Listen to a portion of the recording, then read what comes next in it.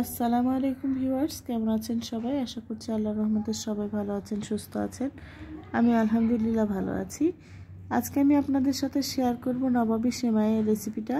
আশা করছি শেষ পর্যন্ত আমার সাথেই থাকবেন। আমার বাচ্চারা অনেক দিন হলেই খেতে চাচ্ছিল এই নবাবী সেমাই, তাই আজকে তাদের জন্য তৈরি করছি।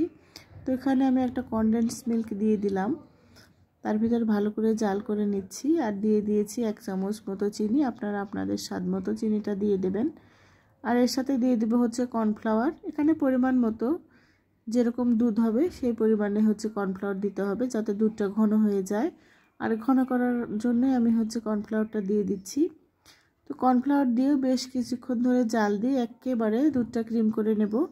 আর কনডেন্স মিল্ক দিয়ে তৈরি করলে এই নবাবী সেমাইটা খেতে বেশি ভালো লাগে। আর নবাবী সেমাই বানানো কিন্তু একেবারেই সহজ। আমি সহজভাবে আপনাদের সাথে শেয়ার করছি। যেসব ভাই বোনেরা আজকে প্রথম আমার চ্যানেলটি ভিজিট করছেন তাদের কাছে আমি রিকোয়েস্ট করছি, প্লিজ আপনারা আমার চ্যানেলটি সাবস্ক্রাইব করবেন, লাইক কমেন্ট শেয়ার করবেন।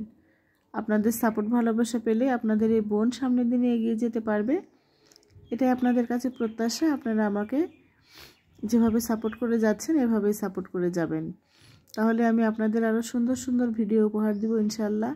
তো কথা বলতে বলতে দেখেন একেবারে ঘন হয়ে গেছে, দুধটা আমি নামিয়ে নিয়েছি।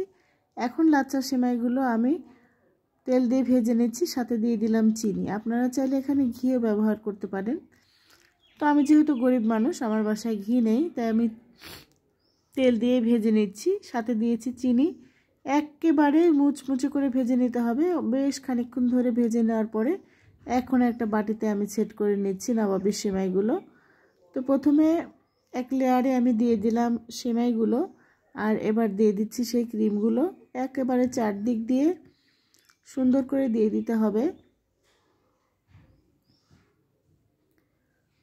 তো আমার একে একে 2-3টা লেয়ার হবে এরকম করে ক্রিমগুলো দিয়ে, তার উপরে আবার সেমাই দিয়ে, তার উপরে আবার ক্রিম দিয়ে, এরকম করে আমি সেট করে নিচ্ছি। সেট করে চাইলে আপনারা বাইরে ঠান্ডা করে খেতে পারেন, আবার বাইরে রেখে এমনিতেও খেতে পারেন। তো আমি কিছুক্ষণের জন্য সেট করে হচ্ছে ফ্রিজে রেখে দেব, তারপরে খাবো। আর মিষ্টি জাতীয় খাবার আমার বাচ্চারাও বেশ পছন্দ করে, আর আমারও অনেক পছন্দ মিষ্টি জাতীয় খাবার। তো এইভাবে আমি সেট করে নিচ্ছি। পরে আমি হচ্ছে এর উপর দিয়ে কিশমিশ দিয়ে দিব, আপনারা চাইলে পেস্তা বাদামও দিয়ে দিতে পারেন। তো প্রথমেই বলে নিলাম আমি যেহেতু গরিব, এই কারণে আমি হচ্ছে শুধু কিশমিশ দিয়ে দিচ্ছি। আপনারা চাইলে এর উপরে পেস্তা বাদামও দিতে পারেন।